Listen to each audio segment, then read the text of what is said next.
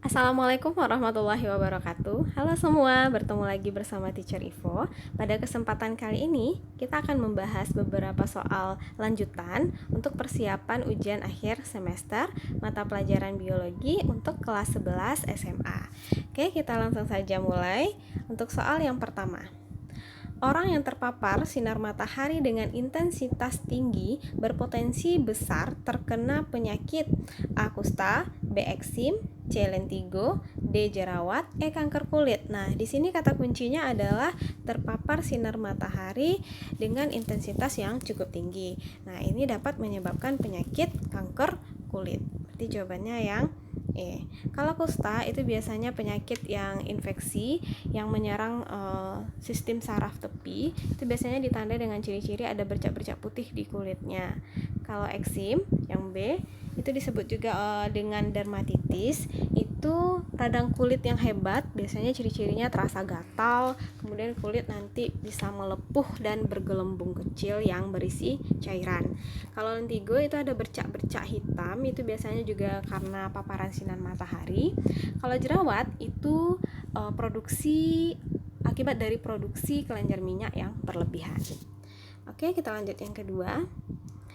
Gerakan yang hantaran impulsnya melewati sumsum tulang belakang ditunjukkan oleh angka.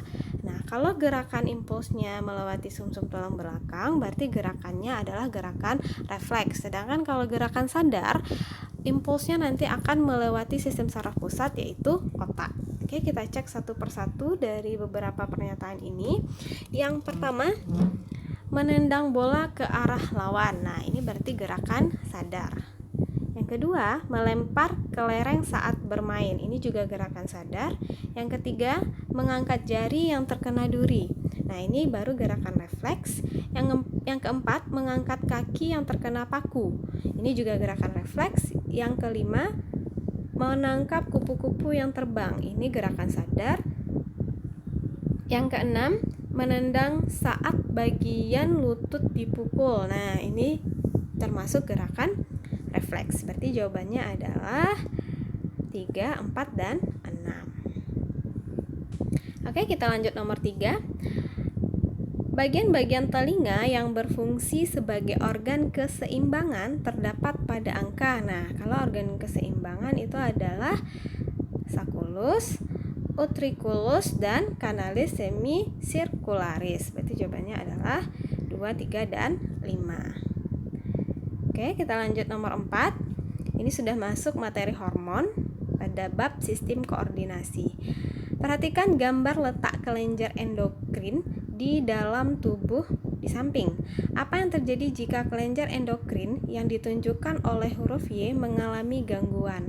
Nah, gambar yang ditunjuk adalah kelenjar timus. Kelenjar timus ini letaknya di bagian daerah dada yang menghasilkan hormon timosin, yaitu berfungsi dalam sistem imun atau kekebalan. Nah, jika kelenjar timus ini mengalami gangguan, maka nanti tentu akan mengakibatkan sistem kekebalan tubuh menurun. Berarti jawabannya adalah yang A.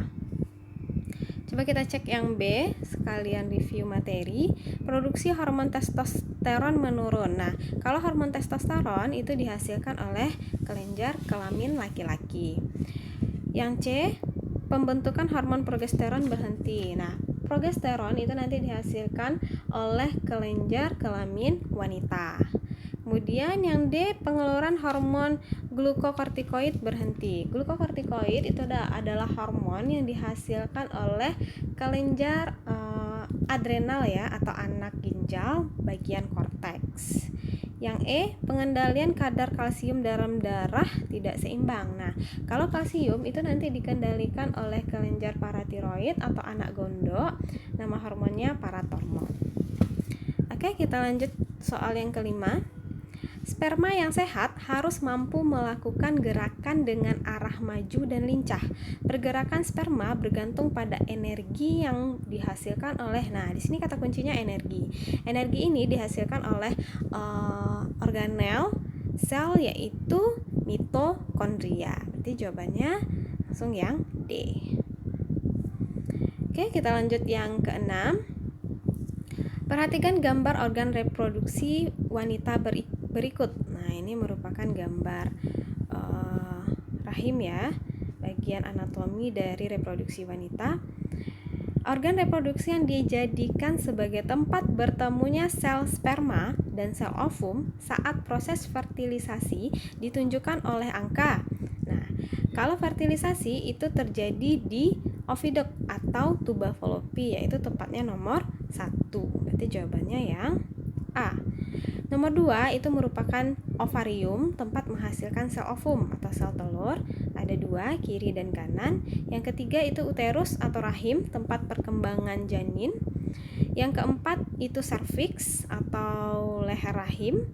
Yang kelima yaitu vagina, tempat keluarnya nanti bayi.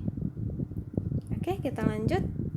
Perhatikan gambar peristiwa oogenesis berikut. Nah, ini merupakan salah satu proses gametogenesis, khususnya dalam proses pembuatan ovum atau sel telur pada wanita. Terjadinya ini di dalam ovarium. Jenis pembelahan beserta sifat hasil pembelahan yang ditunjukkan oleh angka 1 dan 2 adalah, nah kita mulai dari bulatan pertama itu oogonium, nanti mengalami pembelahan secara mitosis menghasilkan oosit primer. Oosit primer nomor 1 itu mengalami pembelahan meiosis 1 menghasilkan oosit sekunder. Oosit sekunder nanti mengalami pembelahan meiosis 2 menghasilkan ootit yang nomor 2 yang bersifat haploid. Jadi setelah pembelahan meiosis itu nanti kromosomnya bersifat haploid. Ootit nanti akan berkembang menjadi ovum. Berarti 1 dan 2 jawabannya adalah meiosis 1 dan sifatnya haploid. Oke, kita lanjut. Nomor 8, hormon yang merangsang terjadinya peristiwa pelepasan oosit sekunder dari ovarium menuju ke tuba fallopi adalah, nah kalau dia proses ovulasi itu nanti dirangsang oleh hormon LH atau luteinizing hormone. Kalau FSH itu untuk perkembangan dari folikel, HCG itu untuk perkembangan janin dan juga nanti berfungsi dalam menandai mengetahui seorang wanita mengalami kehamilan. Kemudian estrogen dan progesteron itu hormon yang berfungsi untuk penebalan dinding rahim. Jadi jawabannya adalah yang A. Oke, lanjut kita nomor 9. Mekanisme pertahanan tubuh terhadap partikel yang berbahaya secara mekanis dapat dilakukan oleh, nah ini sudah masuk sistem imun. Jadi untuk sistem imun nanti ada beberapa lapis pertahanan tubuh terhadap penyakit, yaitu pertahanan pertama itu terdiri dari kulit, membran mukosa, rambut, hidung, dan silia pada trakea. Kemudian ada cairan sekresi dari kulit dan membran mukosa. Itu untuk pertahanan yang pertama. Kemudian pertahanan yang kedua itu bisa terjadinya inflamasi, kemudian sel-sel fagosit dan protein antimikrob. Sedangkan kalau untuk pertahanan yang ketiga dari sistem imun kita atau manusia itu ada limfosit dan antibodi. Nah, di sini secara mekanis ini termasuk dalam pertahanan yang terdapat di permukaan tubuh. Jadi ada pertahanan fisik, pertahanan mekanis, pertahanan kimiawi, dan pertahanan biologis. Kalau dia pertahanan mekanis itu dilakukan oleh rambut, hidung, dan silia pada trakea. Berarti di sini jawabannya yang tepat adalah yang B. Jadi silia itu nanti bertugas untuk membersihkan partikel berbahaya yang tertangkap dalam lendir. Kalau pertahanan fisik itu dilakukan oleh lapisan terluar tubuh. Itu contohnya nanti kulit dan membran mukosa. Kemudian kalau pertahanan kimiawi itu nanti dilakukan oleh sekret yang dihasilkan kulit dan membran mukosa. Contohnya nanti ada air liur, ada air mata, kemudian ada sekresi mukus.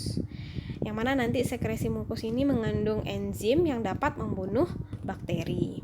Kemudian ada pertahanan biologis. Kalau pertahanan biologis itu dilakukan oleh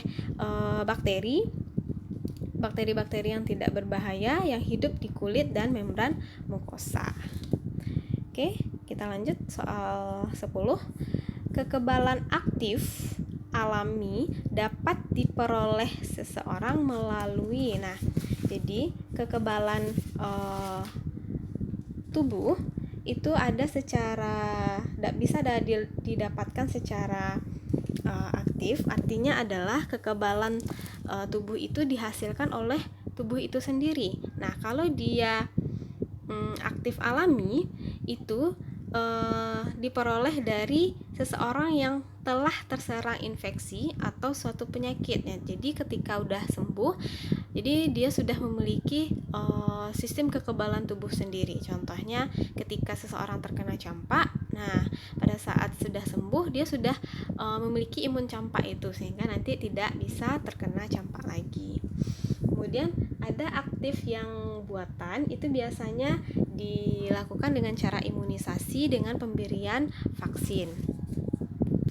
Kemudian ada kekebalan tubuh yang pasif. Pasif ini juga ada secara alami dan buatan. Kalau dia secara alami itu biasanya ditemukan pada bayi yang menerima antibodi dari ibunya melalui plasenta dan kolostrum atau air susu pertama.